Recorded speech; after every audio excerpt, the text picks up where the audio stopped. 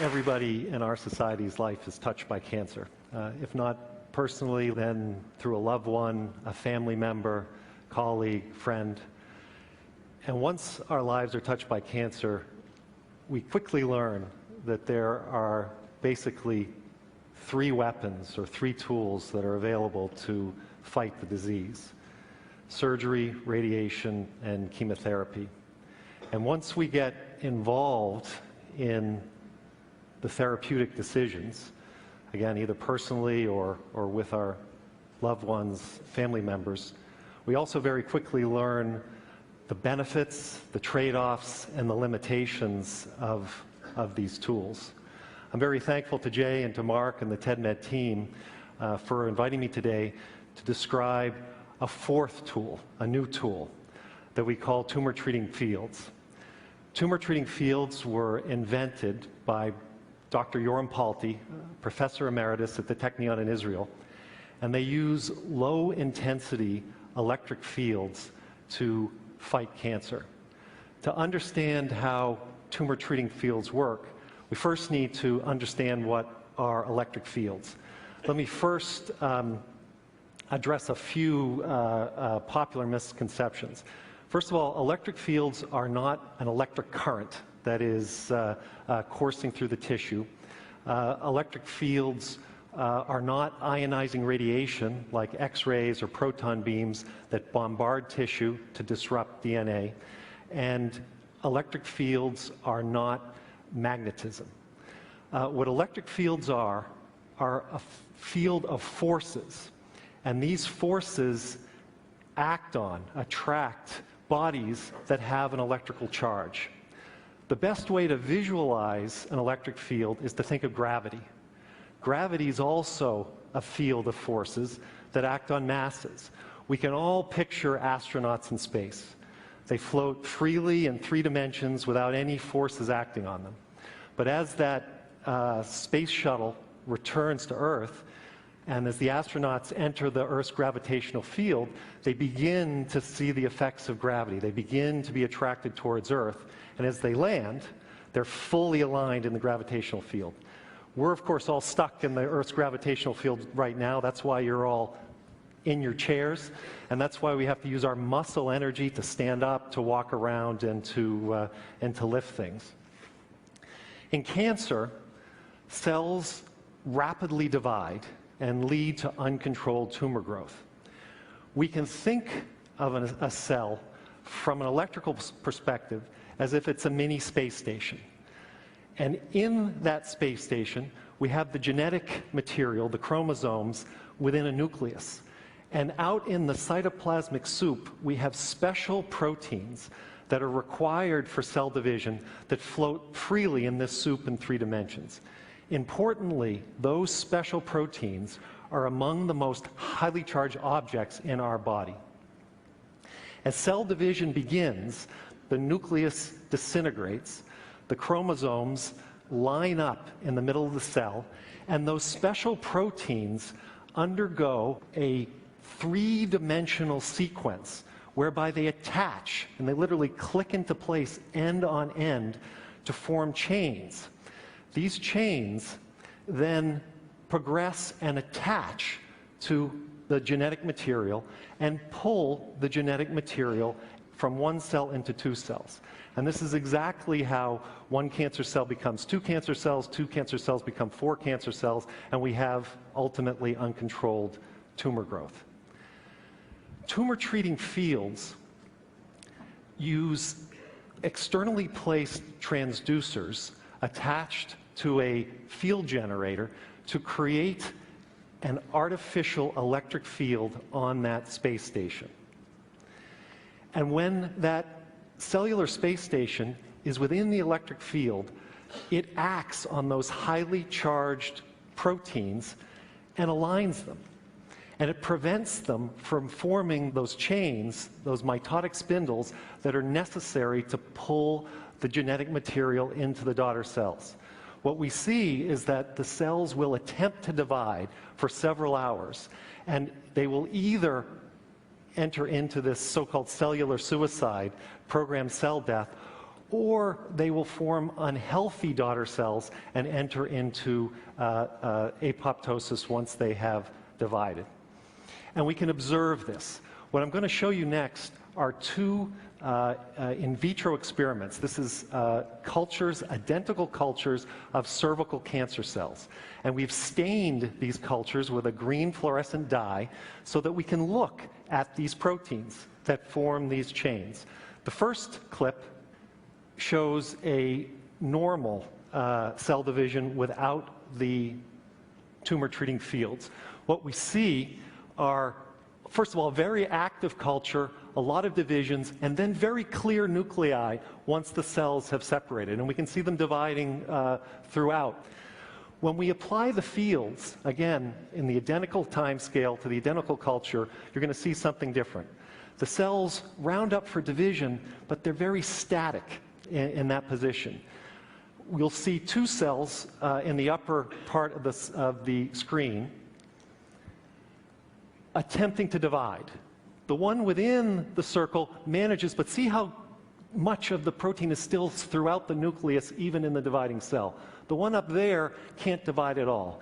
And then this bubbling, this membrane blebbing, is the hallmark of apoptosis in this cell. Formation of healthy mitotic spindles is necessary for division in all cell types. We've applied tumor-treating fields to over 20 different cancers in the lab, and we see this effect in all of them. Now, importantly, these tumor-treating fields have no effect on normal, undividing cells. 10 years ago, Dr. Palti founded a company called Novocure to develop his discovery into a practical therapy for patients. In that time, Novocure has developed two systems, one system for cancers in the head and another system for cancers in the trunk of the body. The first cancer that we have focused on is the deadly brain cancer, GBM.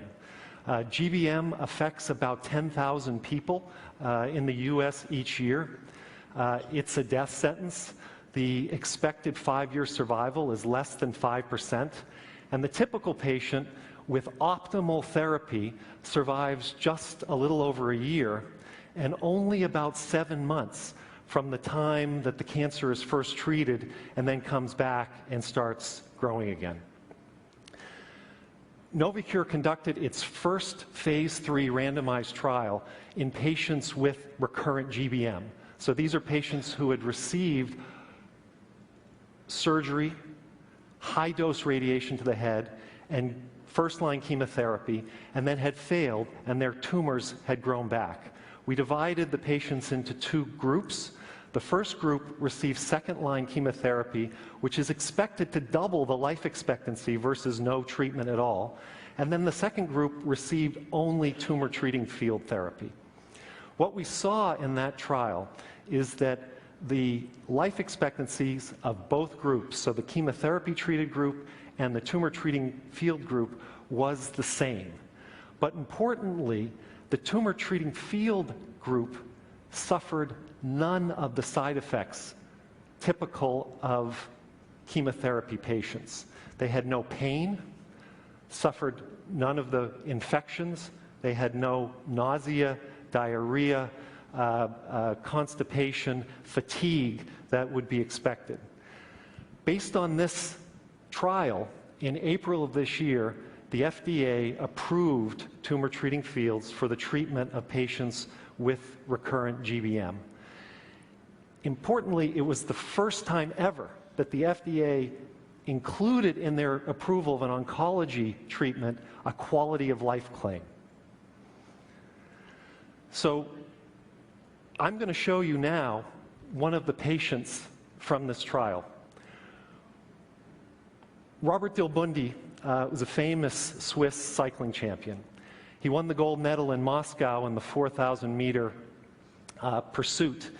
And 5 years ago, Robert was diagnosed with GBM.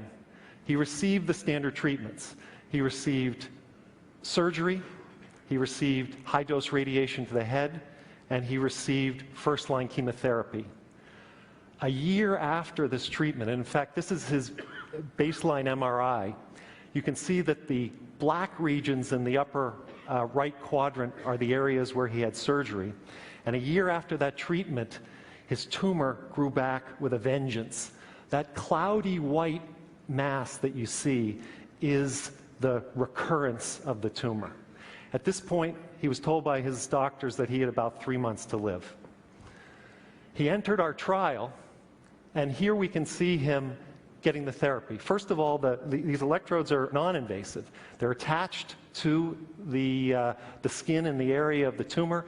Here you can see that a technician is placing them. They're much like bandages. The patients learn to do this themselves. And then the patients can undergo all the activities of their daily life. There's none of the tiredness. There's none of what's called the chemo head. There's no sensation. It doesn't interfere with computers or electrical equipment, and the therapy is delivered continuously at home without having to go into the hospital either periodically or continually. These are Robert's MRIs, again, under only TT field treatment. This is a therapy that takes time to work, okay? It's a medical device. It works when it's on.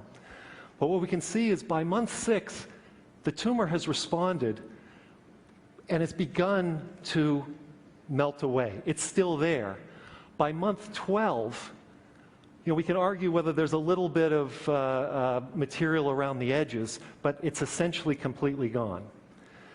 It's now 5 years since Robert's diagnosis, and he's alive, but importantly, he's healthy, and he's at work. I'm going to let him, in this very short clip, describe his impressions of the therapy in his own words. Ma qualité de vie, je la qualifierais aujourd'hui d'une manière un peu différente de ce que les gens pensent. Je suis le plus heureux du monde, l'homme le plus heureux du monde, et je déguste tous les matins la vie. Je m'endors tous les soirs très très bien. Et je suis, comme je répète, le plus heureux des hommes au monde. Le matin quand je me réveille, j'ai dit merci, je vis. Novocure is also working on lung cancer as the second target. We've run a phase 2 trial in Switzerland on, again, recurrent patients who have received standard therapy and whose cancer has come back. I'm going to show you another clip of a woman named Lydia. Lydia is a 66-year-old farmer in Switzerland. She was diagnosed with lung cancer 5 years ago. She underwent 4 different regimes of chemotherapy over 2 years, none of which had an effect. Her cancer continued to grow. 3 years ago, she entered the Novocure lung cancer trial. You can see in her case, she's wearing her transducer arrays, one on the front of her chest, one in the back, and then the second pair side to side over the liver. You can see the tumor treating field generator, but importantly, you can also see that she is living her life. She's managing her farm, she's interacting with her kids and her grandkids, and when we've talked to her, she said that when she was undergoing chemotherapy, she had to go to the hospital every month for her infusions. Her whole family suffered as her side effect profile came and went. Now she can run all of the activities of her farm. It's only the beginning.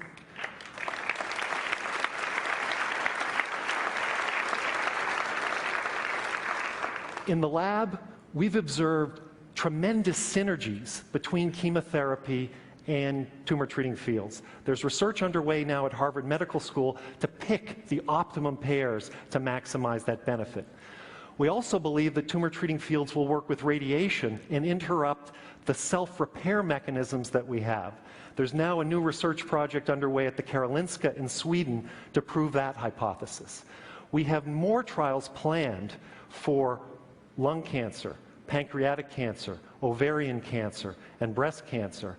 And I firmly believe that in the next 10 years, tumor treating fields will be a weapon available to doctors and patients for all of these most difficult to treat solid tumors. I'm also very hopeful And that in the next decades, we will make big strides on reducing that death rate that has been so challenging in this disease. Thank you.